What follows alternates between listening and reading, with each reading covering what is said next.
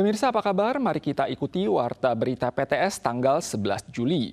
Sejumlah insiden dilaporkan terjadi selama latihan Han Kuang. Tanggal 10 sore, seorang pengendara motor di Kabupaten Nantou terseret ke bawah truk militer.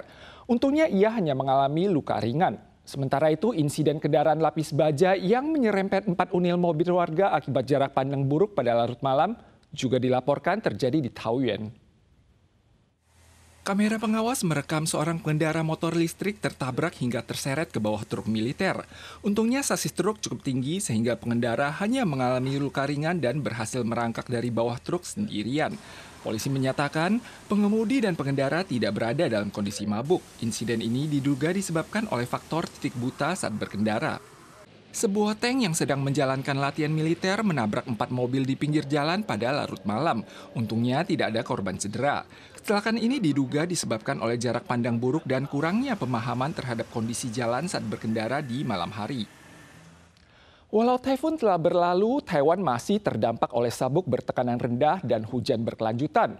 Badan Cuaca Pusat menyampaikan wilayah selatan perlu mewaspadai hujan lebat. Kadar uap air pada akhir pekan akan berkurang dan cuaca beralih cerah. Sementara itu, hujan lebat disertai petir yang turun di Kinmen dini hari ini menyebabkan banjir di sejumlah tempat.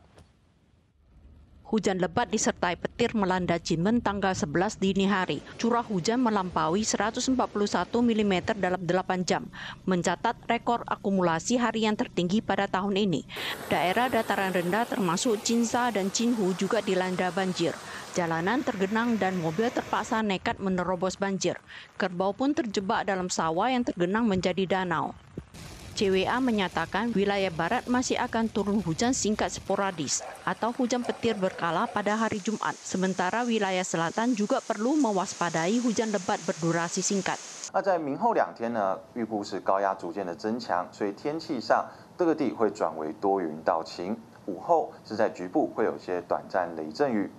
CWA memperkirakan mulai Jumat malam, kadar uap air berkurang dan hujan berangsur mereda. Pada Sabtu dan Minggu, kadar kelembapan juga relatif rendah, sehingga suhu di berbagai wilayah akan naik. Namun, mulai Senin depan, kadar uap air akan kembali meningkat. Taifun Danas menyebabkan ratusan panel surya di Chiayi pecah dan rusak.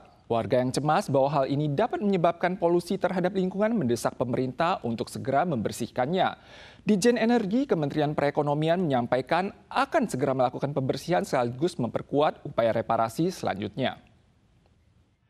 Panel surya yang mengapung di atas air rusak parah dan menumpuk di pinggir kolam. Kolam retensi banjir Xinwen di Kabupaten Putai dan Tonghou Liao di Desa Yizhu, Kabupaten Chiayi terdampak parah akibat Taifun Danas. Lokasi pemasangan panel surya ini awalnya adalah kolam retensi banjir. Kini tumpukan materi yang hancur di lokasi menimbulkan kekhawatiran terkait emisi zat berbahaya pada ekosistem atau beresiko memicu konsleting atau kebakaran. 没有经验说它会造成多大的影响，可是大面积的光电板在水里面，这种是不是一个很好的情况？ Ditemukan sistem panel surya yang rusak di area lepas pantai Desa Jiatong. Publik mengkhawatirkan dampaknya terhadap lingkungan. 即便是经过风吹日晒，也不会有任何化学分子的那些等于是化学原料的跑出来。 Skala kerusakan saat ini sekitar 1/1000 dari total kapasitas pembangkit listrik tenaga surya. Dampaknya terhadap pasokan listrik tergolong minim. Ditjen Energi juga mengeluarkan pernyataan yang mengimbau seluruh lapisan masyarakat untuk menanggapi bencana ini secara rasional. Mereka akan membersihkan semua komponen yang rusak dan perangkat non-permanen, serta memperkuat pemeriksaan dan reparasi selanjutnya, guna memastikan keamanan dan stabilitas panel. Presiden Donald Trump mengumumkan akan memberlakukan tarif resiprokal di semua negara mulai 1 Agustus. Surat pemberitahuan tarif juga telah dilayangkan secara berangsur sejak tanggal 7. Pada tahap ketiga kali ini, Kanada dikenakan tarif 35%, sedangkan tarif Brazil akan dinaikkan dari 10 menjadi 50%. Pakar memperingatkan bahwa tindakan ini akan merugikan kedua belah pihak karena berpotensi memicu Brazil menghentikan ekspor kopinya ke Amerika selaku konsumen terbesar pada saat ini.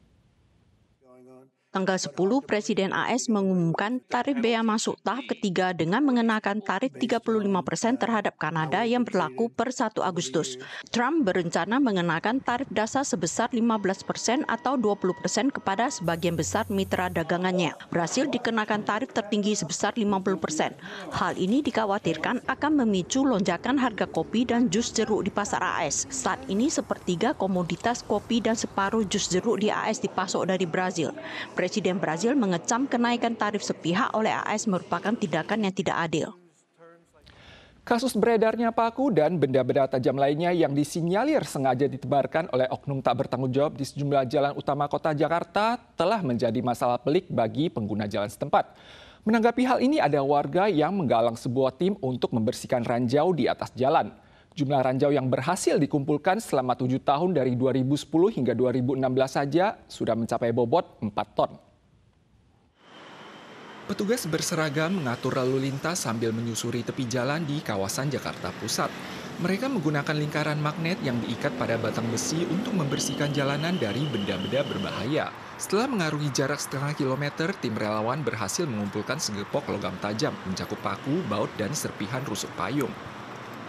Aksi pembersihan jalan yang digalang oleh Abdur Rohim sejak tahun 2010 ini mendapat tanggapan positif dan dukungan dari para pengguna jalan di kota Jakarta. Gerakan ini kemudian berkembang menjadi sebuah komunitas yang dinamai Saber atau Sapu Bersih Ranjau. Dalam 7 tahun sejak 2010 hingga 2016 saja, jumlah ranjau yang berhasil mereka kumpulkan telah mencapai bobot 4 ton. Sampai sekarang akhirnya 2010, 11, 12, 13, sampai 2016 itu 4 ton kita kumpulkan ranjau paku itu. 4 ton. Dari Bekasi, dari semua teman-teman yang itu kita kumpulkan itu kan. Jalanan utama di kota Jakarta merupakan zona rawan benda tajam yang diyakini sengaja ditebarkan oleh oknum vandal yang berniat merusak ban mobil dan motor yang sedang lewat. Menurut rumor, hal ini mungkin berkaitan dengan siasat bengkel tambal ban untuk mendongkrak omset bisnis mereka. Mencurigakan habis kena ranjau paku, 100 meter dari lokasi kita kena ada tambal ban. Itu aja, sedikit mencurigakan aja. Walau telah mendapat dukungan dari para pengemudi, bahkan petugas kepolisian pun juga telah berinisiatif terjun langsung dalam misi tersebut, anggota tim mengeluhkan bahwa jumlah ranjau yang perlu dibersihkan tak kunjung reda walau mereka telah berupaya maksimal. Namun mereka menekankan tidak akan menyerah dan akan terus berjuang demi keselamatan dan kepentingan para pengguna jalan. Pemirsa sekalian, sekian Warta Berita dari PTS. Berikutnya mari kita saksikan erupsi gunung berapi di Hawaii. Kita soal lagi dalam kesempatan. Sampai jumpa.